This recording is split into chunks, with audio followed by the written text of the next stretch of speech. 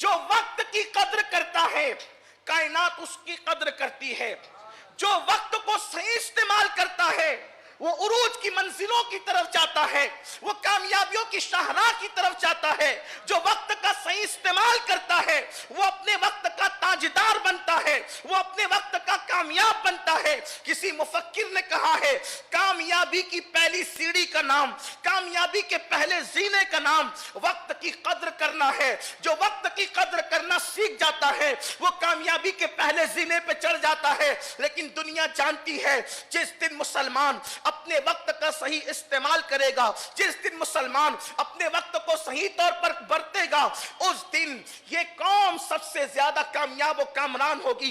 इसलिए हमें ऐसे गुनाहों में उलझाया जाता है ताकि हम वक्त की कद्र न करें, वक्त से दूर भागे, गोया के वक्त को जाय कर दें। और आप देखें अल्लाह अकबर, वो कौम जिसके यहां वक्त की इतनी अहमियत थी आज वो वक्त को जाय कर रही है। अल्लाह अल्लाह, सबसे ज्यादा टाइम पास करने वाली कोई कौम आपको मिलेगी तो वो कौम मुस्लिम मिलेगी।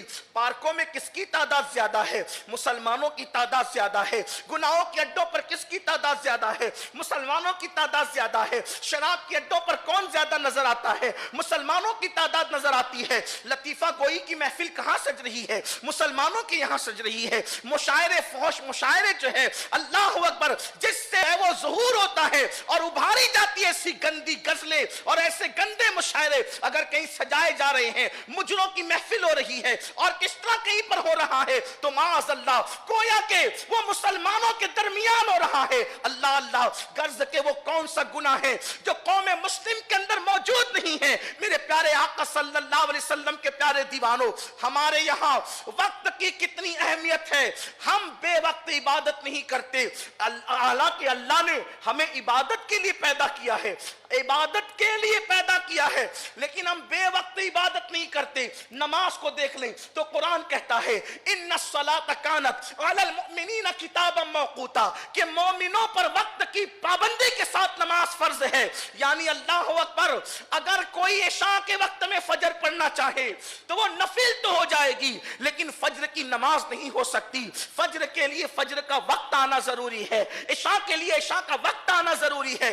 अल्लाह की इबादत तो कभी भी की जा सकती है, ये वक्त की पाबंदी का क्यों कहा गया? वक्त का लिहाज करने का हुक्म क्यों दिया गया? इसलिए ताकि मुसलमान वक्त का पाबंद हो जाए। आप इसी तरह देखें, नमाज के लिए वक्त की पाबंदी जरूरी, रमजान शरीफ के रोजे के लिए वक्त की पाबंदी जरूरी। चांद दिखेगा, रमजान शरीफ शुरू होगा तभी रोजा रख सकते, उससे पहले नहीं रख सकते। और चांद दिखेगा तो रोजे खत्म हो गए, उसके बाद नहीं रख सकते।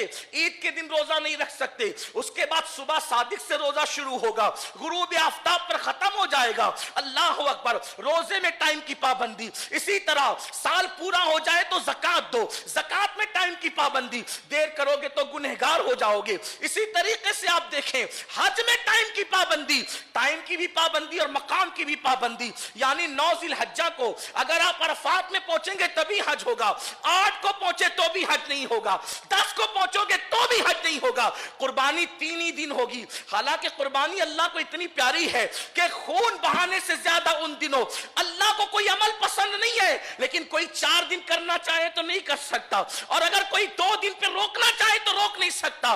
3 ही दिन कुर्बानी होगी। अल्लाह अकबर, ये क्या पैगाम दिया जा रहा है? वक्त का पाबंद बनाया जा रहा है, वक्त की अहमियत बताई जा रही है। अल्लाह अकबर, जिस कौम का हाल ये हो जहां नमाज भी पाबंदी है वक्त के साथ, रोजे भी पाबंदी है वक्त के साथ, ज़कात भी पाबंदी है वक्त के साथ, हज भी पाबंदी है वक्त के साथ, सारी चीजें पाबंदी के साथ है। आज वही कौम अपने वक्त को जाय कर रही है।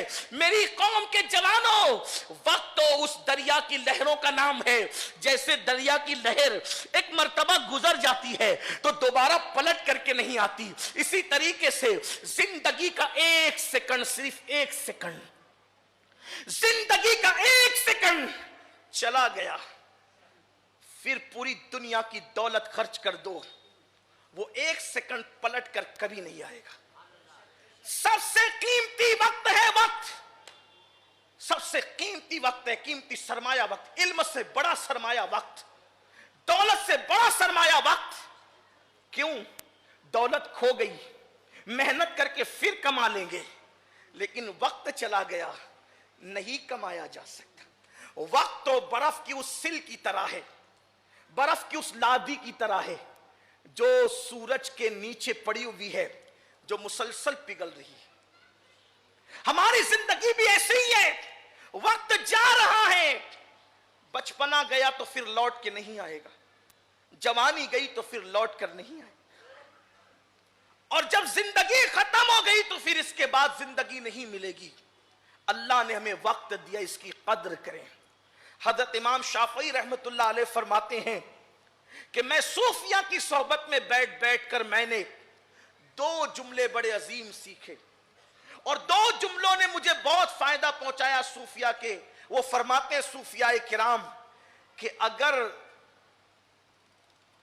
वक्त ऐसी दो धारी तलवार का नाम है, सूफिया फरमाते हैं वक्त ऐसी दो धारी तलवार का नाम है कि तुमने अगर इसको न काटा, न इस्तेमाल किया सही तौर पर, तो ये तुमको काट कर रख देगी। वक्त का सही इस्तेमाल करना सीखो, और इस्लाम दुश्मन ताकतें मुस्लिम उम्मा को फैशन के नाम पर, गेम्स के नाम पर, गानों के नाम पर, सीरियलों के नाम पे, फिल्मों के नाम पे वक्त जाय करना, वक्त बर्बाद करना सिखा रही है। और हम वक्त बर्बाद कर रहे पागलों की तरह। 3-3 घंटे फिल्म में बैठे हैं, हमें एहसास ही नहीं कि हमने क्या गंवा दिया। 3 घंटे किसको कहते? 3 घंटे एक फिल्म की नजर हम 3 घंटे कर देते हैं। कोई सीरियल देखने बैठे 1 घंटा उसकी नजर कर देते हैं। कोई दुनियावी मैगजीन पढ़ने बैठे उसकी नजर वक्त जाय कर देते हैं। जबकि अल्लाह के रसूल सल्लल्लाहु अलैहि वसल्लम ने इरशाद फरमाया कि जिसने दुनिया में अपनी जिंदगी का एक लम्हा जाय किया होगा, सिर्फ एक लम्हा, उसको हम सेकंड भी कह सकते हैं, एक लम्हा, जिसने अपनी जिंदगी का एक लम्हा जाय किया होगा, जन्नत में भी वो हसरत से हाथ मल रहा होगा कि मैंने अपनी जिंदगी का एक लम्हा क्यों जाय कर दिया। अगर उस एक लम्हे में भी मैं अल्लाह का जिक्र कर लेता तो जन्नत की इस मंजिल में नहीं रहता, इससे आला मंजिल में रहता।